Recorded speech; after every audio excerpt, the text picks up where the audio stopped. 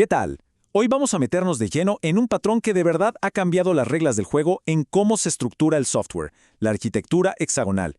A lo mejor la conocen como puertos y adaptadores. Es una idea súper potente para diseñar aplicaciones que sean flexibles y, sobre todo, que estén listas para lo que venga en el futuro. Para arrancar, pensemos en esta pregunta un segundo, que seguro a más de uno le va a sonar. ¿Qué pasa cuando el corazón de una aplicación, o sea, sus reglas de negocio, queda como enredado, totalmente dependiente de la base de datos que se usa, de la interfaz de usuario o de un framework específico? Es un dolor de cabeza súper común. Bueno, para entender por qué necesitamos una solución, primero hay que entender bien el problema. Lo tradicional, lo de siempre, ha sido usar arquitecturas de 3 capas: la de presentación, la de dominio y la de acceso a datos. Y sí, cada una tiene su rol, pero este modelo tiene una debilidad, una muy fundamental. Y aquí está el meollo del asunto. En este modelo clásico, el dominio, que es donde vive toda la inteligencia del negocio, termina dependiendo sí o sí de la capa de acceso a datos.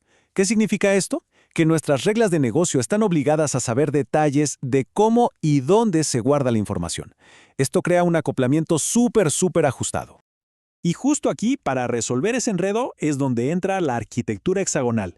Fue creada por Alistair Cockburn por allá en 2005 y su objetivo es clarísimo: romper de una vez por todas esa dependencia, creando componentes de software que estén acoplados de una forma muy ligera.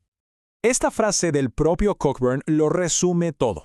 La idea es, la verdad, revolucionaria. La lógica de negocio no debería tener ni idea de qué hay en el mundo exterior. No, es el mundo exterior el que tiene que adaptarse para poder hablar con el núcleo, y no al revés, es darle la vuelta por completo. Ahora, un detalle importante: ¿por qué un hexágono? ¿Es porque tiene que tener 6 lados o 6 conexiones? No, para nada. Es solo una convención, una forma gráfica que resulta cómoda para mostrar que hay muchos puntos de conexión con el núcleo. Lo que de verdad importa es lo que está adentro, ese núcleo bien protegido. Muy bien, vamos a la tercera sección: puertos y adaptadores. Para que toda esta idea funcione en la práctica, el modelo se apoya en 3 piezas clave que son las que le dan todo su poder: la aplicación en sí, los puertos y, claro, los adaptadores. A ver, vamos a desglosarlo. En el centro tenemos el núcleo, que es como el tesoro, lo más valioso. Después definimos puertos, que son básicamente las reglas del juego, como un contrato, que dice: si quieres hablar conmigo, tienes que hacerlo de esta manera. Y finalmente tenemos los adaptadores, que son las piezas de tecnología reales que implementan ese contrato. La analogía del puerto USB es perfecta para entender esto. Un puerto USB define un estándar. A la computadora no le importa si le conectas un teclado, un mouse o una cámara. Siempre y cuando usen el conector correcto, funciona. Bueno, el puerto en nuestra arquitectura es exactamente eso. Aquí la diferencia queda clarísima. El puerto define el qué. ¿Qué necesito? Necesito guardar un usuario. Punto. El adaptador, en cambio, define el cómo. ¿Cómo se hace? Bueno, pues lo guardo usando Postgres, o quizá con MongoDB, o hasta en memoria para hacer una prueba. El núcleo solo sabe del qué, nunca del cómo. Ok, todo este modelo tan elegante se sostiene sobre una regla fundamental, una regla de oro que no se puede romper, porque es la que le da todo su poder a esta arquitectura. Y la regla es simple, muy simple: todas, absolutamente todas las dependencias tienen que apuntar hacia el centro, hacia el núcleo de la aplicación. La interfaz de usuario depende del núcleo. La base de datos, a través de su adaptador, depende del núcleo. Todo fluye hacia adentro. Y esta es la otra cara de la moneda, igual de importante.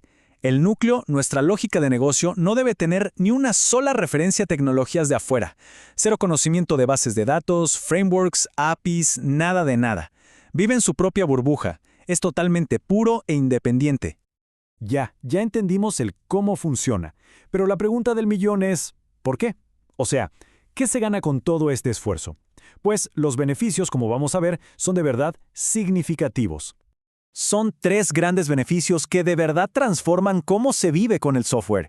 Primero, probar se vuelve súper fácil. Se puede testear la lógica de negocio en milisegundos, usando adaptadores de mentira, en memoria, sin esperar a una base de datos. Segundo, el mantenimiento mejora muchísimo. Si un servicio de un tercero cambia, solo se modifica su adaptador y ya. El núcleo, intacto. Y tercero, que esto es oro puro, da una libertad tecnológica total. Se acabó el miedo a quedarse atascado con una tecnología vieja. Para que esto quede súper claro, vamos a imaginar un escenario real. Pensemos en un sistema que lleva años y años funcionando con una base de datos MySQL. Y aquí viene la magia. Con la arquitectura hexagonal, para hacer esa migración a MongoDB, solo haría falta crear un nuevo adaptador para Mongo que cumpla con el puerto que ya existía. El núcleo de la aplicación ni se entera del cambio. Esto, en el mundo real, es una ventaja competitiva gigante. Por supuesto, como todo en el mundo del software, este patrón tiene su contexto. No es una bala de plata ni una solución para todos los problemas. Es muy importante entender dónde encaja mejor y qué cosas hay que considerar. A ver, hay que tener en cuenta que sí, puede agregar un poquito de complejidad al principio. Para una aplicación muy simple, a lo mejor es demasiado. Sin embargo, donde de verdad brilla es cuando se combina con Domain Driven Design. Y de hecho, muchos consideran que sus principios son la semilla de la arquitectura de microservicios que usamos hoy en día. Y miren, esto ilustra perfecto que la arquitectura hexagonal no fue una idea aislada. Fue un concepto pionero, fundamental, que inspiró otros patrones de arquitecturas limpias, como la arquitectura de cebolla o la famosísima arquitectura limpia de Uncle Bob Martin. Todas, en el fondo, comparten ese mismo principio de invertir las dependencias. Y ya para cerrar, queda esta pregunta en el aire.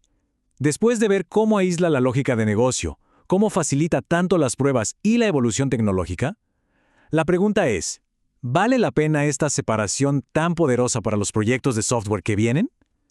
En un mundo donde la tecnología no para de cambiar, la respuesta parece ser un sí bastante rotundo. Muchísimas gracias por la atención.